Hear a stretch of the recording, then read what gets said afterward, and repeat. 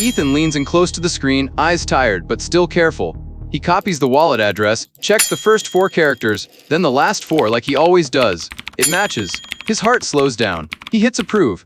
A clean success message pops up, the kind you trust after a long day. Then his phone buzzes. Sarah texts, "I am not seeing anything yet." Ethan refreshes again.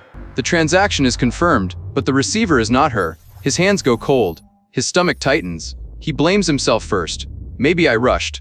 Maybe I missed one character. For a few seconds, he feels stupid, even though he did everything right. But he knows he looked. The address line on his screen seems slightly warped, like heat rising off the road. And right underneath it, a second address fades into view, faint like a shadow. That is when it hits him. Nobody hacked the blockchain. They hacked what he was seeing. Welcome back to Sins and Lessons. If you've ever sent money, ever signed a transaction, you know that feeling. You want to believe that if you just look closely, you'll be safe. Today we're going to break that belief, not to scare you, but to help you protect yourself. This isn't a story about some genius hacker cracking the blockchain. The chain is still doing its job. It's still running, still honest, still brutally cold. What gets stolen is something way closer to home, your trust in your own screen. Because there's a kind of malware that can change what you see right at the exact moment you're about to hit yes. It doesn't need your password. It just needs you to trust your eyes. You open your browser. A new tab pops up. An extension asks for permission to read and change what's on the page. You hit allow because it looks normal, because you've done it 100 times. Then you open your wallet, the signing screen comes up, the confirmation text looks clean, it looks reasonable. Everything feels familiar, and that's the trap. In this episode, you're going to follow Ethan from the second he hits approve to the moment the truth finally lands. We're going to break down in plain English why humans get fooled by long strings of characters. And I'll give you a practical checklist, small steps you can actually do, that can save you from losing everything. Just remember this. It didn't hack the blockchain. It hacked your reality. Ethan's working alone in this small room, the glow from his monitor washing over his face like it's been a long night already. He's not reckless. He's the careful type, the kind of careful his friends joke about. And every time he sends money or signs a transaction, he does the same little ritual. Copy the address, paste it in. Check the first 4 characters. Check the last 4. Not because he's paranoid, but because he's heard too many stories that start with one click and end with somebody's life getting flipped upside down. Today, a message comes in from Sarah, a client he's been working with for a few months. She sends over an invoice, totally normal, like always. Just need this closed out before end of day, kind of urgent. Ethan glances at the clock. He thinks about rent. He thinks about dinner. He wants to wrap this up and move on. He opens the email, then pulls up another browser window to check the docs. A little pop-up appears asking for permission for a new extension he installed. Something that can read and change page content to display things better. It looks harmless. It looks like the same thing he's clicked 100 times before. Ethan hits allow, just to make everything run smoother. He doesn't realize he just opened the door. He goes back to his wallet and pastes the address from the invoice. He leans in, checks the beginning of the string, checks the end. It matches. He exhales, that little exhale we all do when it feels like we still have control. For a second he even thinks, I'm careful, there's no way I messed this up. And that tiny moment of confidence is exactly what softens him. He clicks through, not because he's stupid, because he's human. A few minutes later, Sarah texts again. I'm not seeing it. Ethan forces this awkward little laugh, says it's probably the network, and pulls up his transaction history. Confirmed. His chest gets heavy. He checks again, hunting for some simple mistake he can blame. But there's nothing simple to blame. The receiver isn't Sarah. It's another address, totally unfamiliar, except it looks weirdly similar at the start and at the end. Ethan just sits there, staring at the screen, heart pounding like someone's right behind him. And his brain goes straight to self-blame. Did I really look? Did I rush? Did I mix something up? But the more he replays it, the clearer it gets. He did look. He did the ritual. He did everything right. And that's when this story turns scary. Because if Ethan, the guy who always checks the first and last characters, can still get fooled, then this isn't targeting careless people. It's targeting careful people. People who run on habits. People who trust what they see on their screen. And on Sins and Lessons, this is always the worst moment. You don't just lose money. You lose the feeling that you can trust yourself. There's a simple belief everyone wants to hang on to when they're sending money. What I see on my screen is what I'm sending. But with this kind of malware, those two things can split apart. What you're looking at is just a mask. And what actually gets signed and sent is sitting underneath, cold and precise, like a contract you never got read. Picture a two-layer graphic. The top layer is the interface. The text, the buttons, the wallet address, everything you rely on to make the call. The bottom layer is the real data, the part the system uses to generate the signature and push the transaction out. Most of the time, those layers match perfectly, so you never even think about them as two separate things. The scary part is the malware doesn't have to burn the whole house down. It just has to swap one page right as you're signing. Layer 1 is the copy and paste trick. You copy an address, you paste it into the send field, and the malware can quietly replace what gets pasted. For a lot of people, that alone is dangerous enough, but the more advanced version goes one step further. It can still make it look like everything is fine. You glance, you nod, because your brain trusts routine more than it trusts reading every single character. Layer 2 is an overlay inside your browser or inside the app. Think of it like a thin sheet of glass laid over your screen. The text you read is the text it wants you to read. The recipient name looks reasonable. The address looks clean. The confirm button is exactly where it should be. You click, believing you just signed what you saw. But what actually gets signed is a different line entirely. And that's the worst feeling, because it turns your carefulness into a hollow ritual. Layer 3 is where it gets personal. It plays the way humans actually check things. Almost nobody reads an entire long wallet address. We look at a few characters at the start, a few at the end, and we call it good. The malware uses that by choosing a destination address that matches the beginning and the ending so closely your eyes approve it instantly. The middle is different, but your brain doesn't want to do the work. And when you're rushed, stressed, thinking about deadlines, you're even more likely to skip right past it. That's why you'll hear victims say the same line over and over. I swear I looked. They're not lying. They were just put in a situation where their eyes became a compromised channel. Sometimes the signs are tiny. The address line looks slightly stretched. The spacing between characters feels off. Or there's a faint shadow of another address sitting underneath, like two truths stacked on top of each other. And because your brain is used to trusting the interface, you explain it away. Must be the zoom. Must be the font. Must be a display glitch. Right up until you open the transaction history and see the receiver is completely different. So if you've ever been proud of yourself for always checking the first and last characters, understand this is exactly why it works. It doesn't win with flashy hacking. It wins with busy life. With fast workflows. With that feeling of I followed the steps, I'm good. And then a clean success message shows up, like a gentle little reassurance, while the real truth already moved in another direction. The point here isn't to make you afraid of every transaction. The point is to accept one new reality. Your screen can lie. And once you accept that, you can build a way to verify that doesn't rely only on your eyes. It relies on an independent source, something that overlay can't touch. The scariest moment isn't when the money disappears. It's when everything looks so clean you have no reason to suspect anything. Ethan gives the address one last look. It's sitting neatly in the field, familiar like an old habit. He takes a breath and hits approved. Right away, the screen flashes success. Short, polite, final, like a door clicking shut behind you.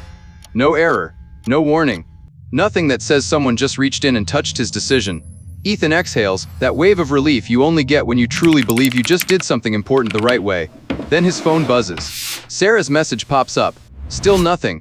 Ethan reads it twice, blinking fast, like his brain needs an extra second to translate what that actually means. He tells himself it's probably network lag.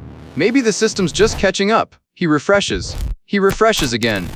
Now picture a split screen in your head. On the left is what Ethan sees. The right address. The right button. Everything looks right. On the right is what actually gets signed. A different string, cruelly similar at the beginning and the end, but in the middle, it's not Sarah's at all. Two realities running side by side, and Ethan is stuck living in the one on the left until the truth finally hits him. He opens the transaction viewer. Status says confirmed. His chest tightens, then drops straight through the floor. Because right under that, on the receiver line, is an address he's never seen before. Not Sarah, not the client, not anyone he's ever saved. He stares at it the way you stare at a hit-and-run license plate that's already gone, and Ethan does what all of us would do. He goes hunting for a reason to forgive himself. Maybe I copied the wrong thing. Maybe I pasted wrong. Maybe I missed a character. He jumps back to the invoice, back to the messages, back to the address field. On his screen, it still looks correct. And that's what makes you feel like you're losing your mind. You're standing between two truths, the one you saw and the one the blockchain recorded. Sarah texts again. Hey, I still don't see it. Ethan feels his face heat up while his hands go cold. He wants to answer right away, but his throat is dry, because he knows this is permanent, and he knows he hit approve with his own hand. In that moment, Ethan doesn't just lose money. He loses that baseline sense of safety. He realizes something on his machine spoke for him, right in front of him, and he trusted it. And his mind starts flashing to the most normal things. Rent, bills, dinner waiting. That success message from a minute ago felt like a promise that everything was fine. Now he's just staring at the screen, scared and embarrassed at the same time, because he knows he followed every step. And he's still lost. If you're wondering how Ethan could get fooled when he checks so carefully, the answer isn't that he's not smart. It's that he's human. Humans don't read long strings like a computer.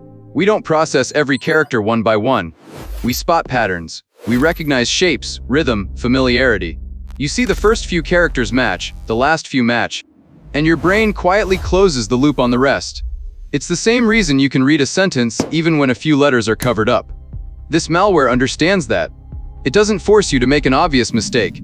It lets you do what you always do. And habit moves faster than logic. You're replying to messages, you've got tabs open. You're thinking about a deadline, you're thinking about dinner, and you just want to get it done. In that moment, you switch into autopilot. You don't feel careless, you feel efficient. And that efficiency becomes the weakness. It's like driving home on a route you've taken 1,000 times, then realizing you barely remember any of the turns. There's an even sneakier trap on top of that. Once you've decided in your head this transaction is legit, your brain starts looking for reasons to support that decision. You look at the address and you see it as correct because you want it to be correct. You see a success message, and you believe it because you've been waiting for that little wave of relief all day. Tiny signals like a slightly warped line, faint blur, weird spacing between characters, your brain writes them off as noise. Zoom issue, font issue, network issue. You don't stop because stopping means admitting something might be wrong. And when Sarah texts back saying she still doesn't see anything, your body flips into shock. Heart racing, hands cold, thoughts looping. That state makes it even harder to make a good call. A lot of people start clicking more, refreshing more, signing more, like doing more will undo what just happened. But with this kind of attack, doing more usually just means losing more. The worst part is the shame. Ethan isn't only afraid of losing money. He's afraid of that feeling that his own judgment betrayed him. And that's why so many victims go quiet. They don't tell anyone. They don't report it. And the malware gets to keep living on the machine for days, sometimes longer. On sins and lessons, this is always the hardest lesson. Human habits are a beautiful thing. They help us move fast and keep life simple. But those same habits are also the easiest thing to exploit. So if you take one thing from this section, take this. Right before you hit approve, pause for a beat. Just long enough to pull your brain out of autopilot. A few seconds is all it takes to create distance between you and the trap. Once the shock backs off a little, Ethan does what pretty much everyone in crypto does. He goes looking for a trail. And the twisted thing is, the blockchain does not lie. It records everything, every number, every second. It is like a citywide security camera system that never blinks, always on, always honest. But it has one brutal flaw. It cannot rewind. Ethan pulls up the transaction hash and opens the Explorer. Status says confirmed. He wishes there was an undo button, like when you send the wrong email and catch it fast enough to pull it back.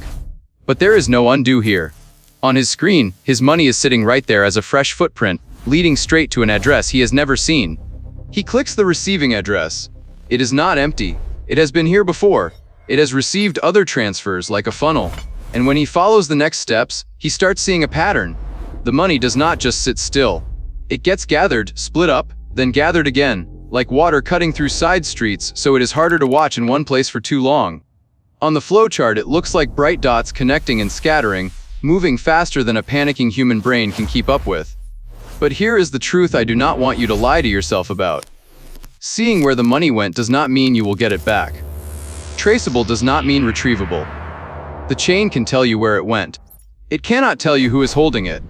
An address might belong to a person, or it might just be a pass-through point, or an automated wallet doing its job. You can see the door. You just cannot see who is behind it.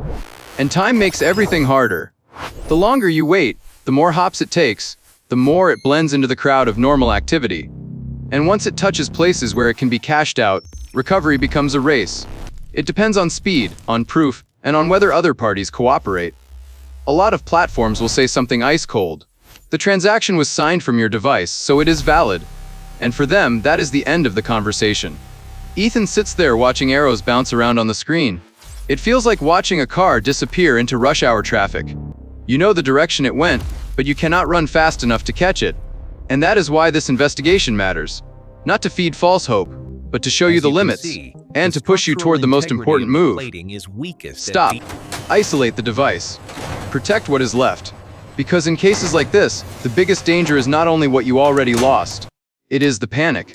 The moment you click one more time, trying to fix it, and you lose even more. If you want one clear takeaway from Ethan's story, it's this. Your defense isn't being more confident.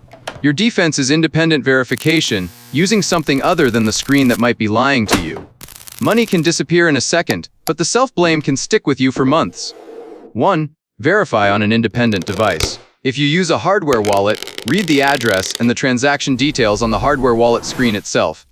Don't rely on what your computer shows you. If you don't have a hardware wallet, double-check on a clean phone or a second device before you sign. 2. Use an address book and a whitelist. For people you pay often, save the correct address, label it clearly, and only send to what you've saved. For a new address, treat it like a high-risk transaction, even if it looks familiar. 3. Follow the two-source rule. Copy the address, paste it into an offline note, or send it to yourself through a different channel, then compare it in chunks. If the two sources don't match, stop right there. Don't talk yourself into believing it's just a display glitch. 4. Slow down for 10 seconds, especially before you hit approve or sign. Close extra tabs. Mute chat notifications. Put the wallet full screen. Do one thing at a time. Malware wins when you're rushed. You win when you're slow. 5. Do a test transfer. For a new address, send a tiny amount first. When that small amount lands in the right place, then you send the rest. That's not paranoia. That's discipline. 6. Clean up your environment. Remove unnecessary extensions, especially anything that asks permission to read and change page content. Keep your operating system updated, keep protections on, and avoid opening random files on the machine you use for transactions. 7. If you transact often, consider a dedicated signing device. Fewer installs, fewer logins, less web browsing. It's not about being fancy. It's a seatbelt for the days you're tired, busy, and more likely to miss something. 8. For large transfers, add a human layer. Have someone else read the address from a separate device, or read out the first and last characters while they verify. It sounds simple, but it breaks the whole game of a screen that lies. You don't need to live in fear. You just need a new ritual. Pause, verify, then sign. It's a tiny change, but it gives you back the one thing that matters most: control. In this world, staying calm is its own kind of security. In the end, the scariest part of this story isn't that a wallet address got swapped. It's the moment you realize your screen isn't always the truth. Ethan did a lot of things right, and he still lost because he trusted what his eyes were shown. And that's the lesson for all of us. Protect your wallet, but more importantly, protect what you trust. If you've ever made a transfer when you were tired, or rushed, or half answering texts while you're signing, you already get why this malware is so dangerous. It doesn't need you to be dumb. It just needs you to be human. So next time you're about to hit approve or sign, give yourself a beat. Verify it with an independent source. Then sign. That one small habit can save you from a night of staring at the ceiling. This is Sins and Lessons. If this video makes you look at your screen differently, hit subscribe. And if you've ever had a moment like this, drop it in the comments. Your story might save someone else. Next episode, we're going to talk about how attackers weaponize your habits. The permission pop-ups, the harmless-looking buttons, and the little steps that steer you into a mistake you never even see coming. The music fades. The address line shows up again, slightly warped, slightly blurred. And you realize the problem isn't the wallet. It's what you believed was real.